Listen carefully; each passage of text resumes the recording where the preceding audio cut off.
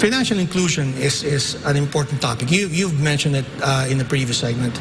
Can you tell us what is the situation now? Because in terms of poverty rates, there's been reversals because of the pandemic. But what are you seeing now on that front in terms of financial inclusion in the Philippines? Correct. So I think from a macro perspective, we can always start with that. For example, one interesting statistic that I always mention, in the Philippines, NCR. So NCR is only 1/5 of 1% of the land area of the total Philippines. But GDP, it's 31%. Yeah. And 31% is actually a bit smaller. Okay. Compared to the past, where it was at around 35%.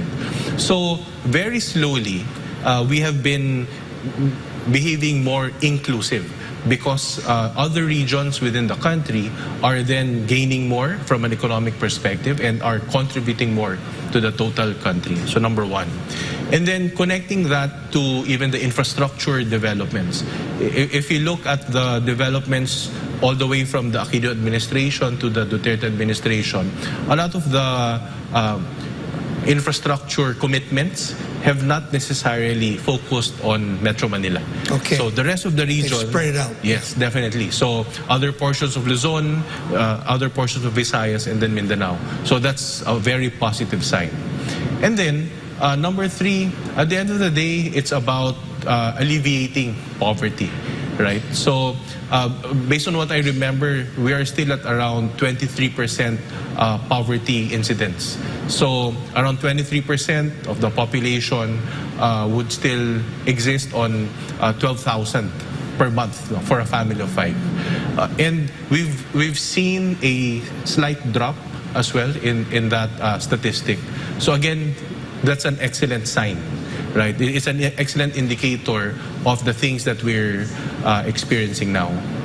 And for me, a lot of the change has really been because, again, of digitalization. Okay. Right? So more and more Filipinos, as a result of the mobile phone that they've been having, have been gaining more access to financial tools, financial instruments, because of those recent trends. You know, so lessened are the days where we will always say that less than 30% of the Philippines is banked. But because of the digital banks, not just the BSP licensed, but even regular banks who are trying to expand their digital capabilities, they've been able to reach more of our brothers and sisters in the rest of the country. And therefore, they're able to benefit more as a result of the financial services and products that they're able to enjoy as a result of those tools. That's good news. You know, in the past, I think the effort has been also to address financial literacy, which is, of course, a separate topic. But how do you assess that in that situation in the Philippines?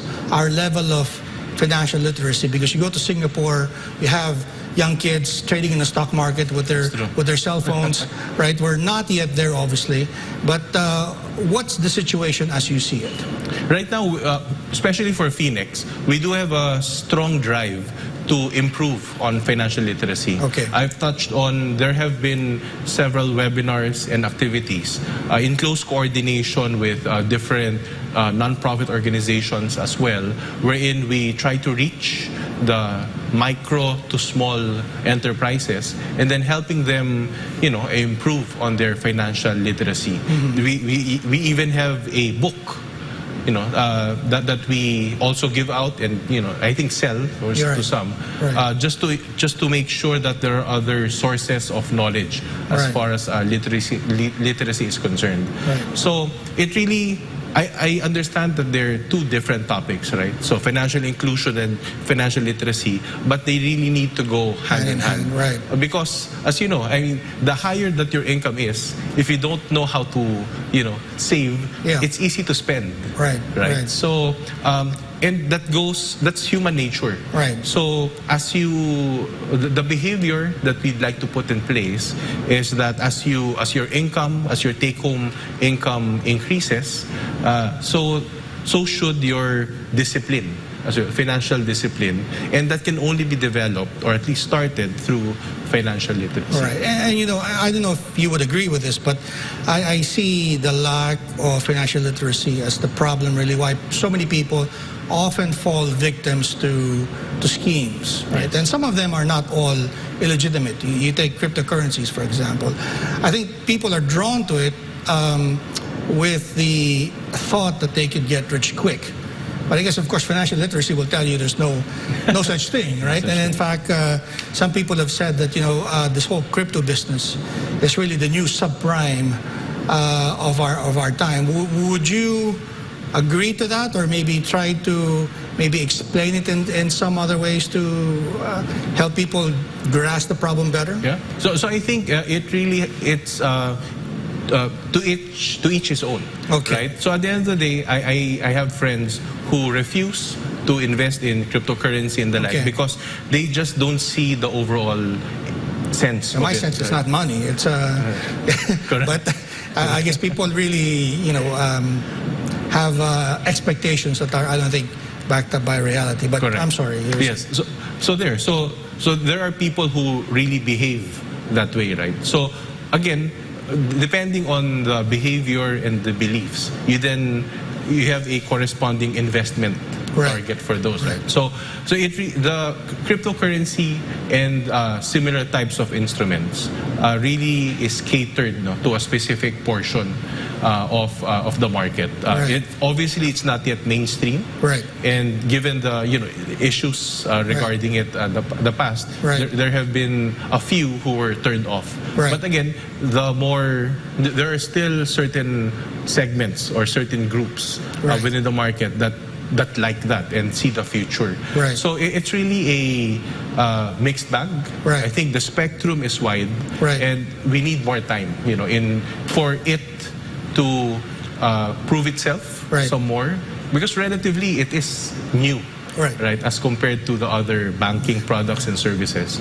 So right now, so for the I guess for depending on the aspects or segments of the economy, you just have specific products. Well, to be clear, I have nothing against it, and of course it is legal, right? Yes. Yeah. My only beef is that some people get into things without really understanding what they're getting into, and that's when they get into trouble most of the time, right? And so, what is FINEX doing specifically to educate people, not about cryptocurrency, but to educate them about money in general, right? Because people seem to still consider this as something alien when they get their hands on it. As you said, they do things they shouldn't be doing, right? Correct. Yeah. Overall, we do within FINEX, we do have several committees now that handle those. So, in terms of financial literacy, our social involvement committee handles that. And then we also have the capital markets development committee. So within the CMDC, we do organize several information sharing sessions or webinars depending on the latest trends, capital market trends within the market. So it's all about making sure that at the end of the day, it has to be clear. Right? So depending on the topic, so we then roll out those types of seminars or webinars. Right. Is there a resource that people can go to? Does FINEX have a website, a Facebook, or a YouTube channel where they can maybe review some of these learning sessions? Do you allow people to attend your meetings, to listen into some of the resource persons you invite? Yes, we are slowly entering and becoming more active in the social media space. So we do have our own Facebook account, we have our own LinkedIn, as well as YouTube accounts now. So it's easy to search, just search on FINEX or. So it's correct to say that FINEX is not only for financial executives. You're also reaching out to a broader audience of Filipinos to help them out in your area of expertise. Is that right? Definitely. Because one of the things that we want to happen really is for increased not just, I've been mentioning increased competitiveness, Right. but at the end of the day, it's all about individual prosperity. Right. Right? So whatever benefits or no matter how the prosperity reached by companies that we belong to should always redound, to Right. the rest of the country. And that's what we're trying to achieve, partly. But obviously, a lot of our objectives would focus on advocacies by business, networking by financial executives, and development by professionals. Right, So, right. So how to get rich? Unfortunately, we have to discuss it off camera for my ears only. But others, they have to go to FINEX and learn for themselves. But before we go, I'd like to thank you for your time. But maybe you'd like to leave our audience with a message or final thoughts. all right. So I'll do that. So thank you for the opportunity. So again, I believe that the Philippine market and the Philippine economy, we have a lot of potential and we have a lot of promises within the near term and medium term. So I'd like to encourage businesses to work, with the regulators, work within your companies to make things happen. And then for our international viewers as well, the Philippines, we continue to be open for business. The good things and the learnings that we know, that we found out from the previous administration, I believe our current leaders will continue to push for those improvements, and we would be happy to work with you here in the Philippines.